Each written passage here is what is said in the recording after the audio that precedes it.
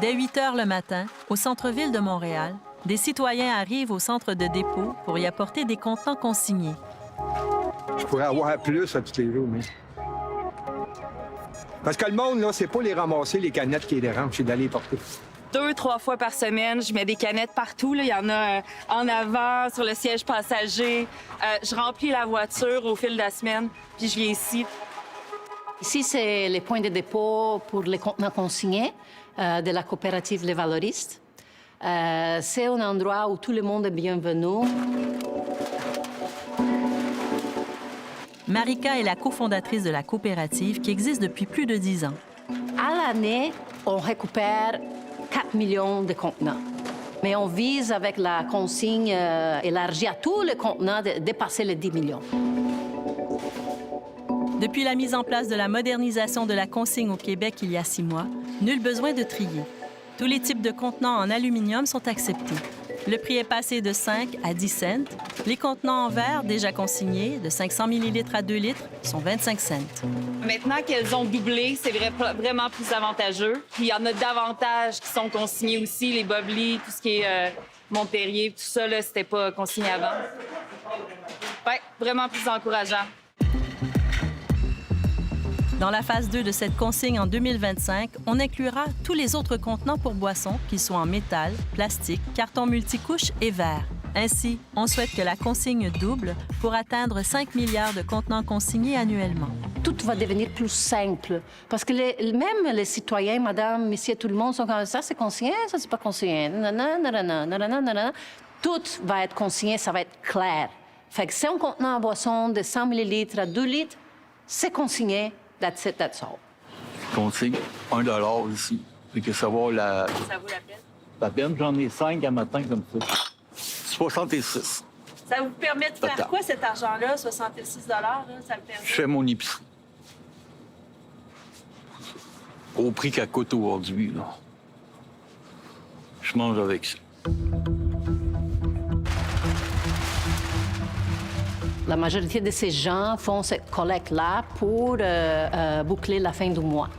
Et beaucoup de gens le font depuis très longtemps. On commence à voir une petite différence dans la clientèle. On voit plus de gens qui n'étaient pas habitués à le faire, qui commencent à le faire. L'épicerie, c'est l'enfer, en fait. Là. Chaque fois qu'on met une canette, elle est refusée. Ils prennent pas les écrasés, alors qu'ici, ils prennent les écrasés. Donc, c'est beaucoup plus environnemental. Là. Je peux apporter une grande quantité à la fois. C'est pour des organismes que je ramasse ça, moi. 108 108, c'est une bonne journée, ça? pour 5 heures moyen. On est des spéciales, hein? On ramène des bouteilles puis des canettes. La plupart des places, là, on est très malheureux. C'est bien trop difficile de consigner là, à l'épicerie. Ça aurait été trop long, trop difficile. Il y a tellement de jugements. Ici, c'est génial. Ils sont super ouverts. Même si la consigne est élargie, beaucoup de monde se plaignent encore. C'est pour ça qu'il faut avoir des places comme les nôtres, des points de dépôt, qui vont se spécialiser dans la récupération de ces contenants et à donner de bons services aux gens. C'est l'Association québécoise de récupération des contenants de boissons qui gère la consigne élargie.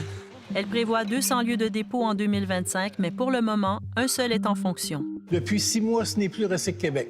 On est passé en responsabilité élargie des producteurs. Ça veut dire qu'il y a un nouvel organisme qui a été créé pour organiser cette récupération des contenants. Nous rencontrons Marc Olivier, chercheur en écologie industrielle. Il y a des objectifs, il y a une performance qui devra être atteinte.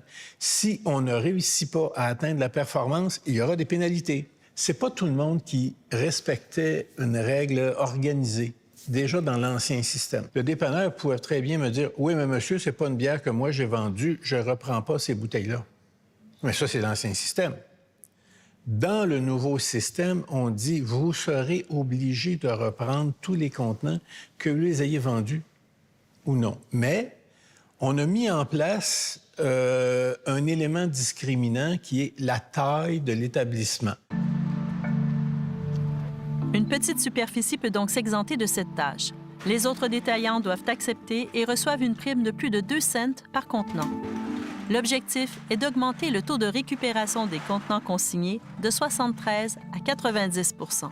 Si on veut aller à 90 % des contenants qui vont être récupérés, il va falloir avoir différents types d'acteurs avec différents types de modèles d'affaires. Alors, t'es prête à partir? Oui, T'en vas dans quel coin? à Saint-Eustache. Super. Puis combien d'arrêts? 55 arrêts. OK, parfait. Alors, Merci. sois prudente. Merci. Bonne journée. Martin a eu l'idée d'une entreprise qui collecte les contenants consignés à domicile. Sur la route, les sacs sont récupérés et bien identifiés au nom du client. De retour à l'entrepôt, tout est compté, calculé et on remballe le tout. En 3 mois d'activité, plus de 2 millions de contenants ont été récupérés. Ici, on a un sac avec 240 contenants exactement pour une valeur de 24 $. On apporte les crédits équivalents dans le compte du client GoConsigne et au passage, on va garder 38 % de ces crédits-là pour nos opérations. On a une très grande augmentation de la quantité totale de canettes Présentement? qu'on ramasse présentement. C'est le fait qu'on est libéralisé, puis on dit maintenant toutes les canettes d'aluminium sont consignées. Je pense que de faciliter le travail du citoyen est primordial pour l'atteindre l'objectif du 90 %. Aujourd'hui, au Québec, presque 1,5 million de contenants consignés vont aux déchets tous les jours. Pour la consigne élargie, si on projette ce 30 %-là sur le 5 milliards, s'il n'y a rien qui change, là, c'est astronomique comme volume. Et en valeur, à 10 cents du contenant, ça nous donne 150 millions de dollars qu'on brûle, que les citoyens ont payé. Là. Il faut qu'on encourage les gens à continuer de participer. On veut consommer moins de ressources et la seule façon de s'en tirer, c'est d'allonger le cycle de vie des matériaux.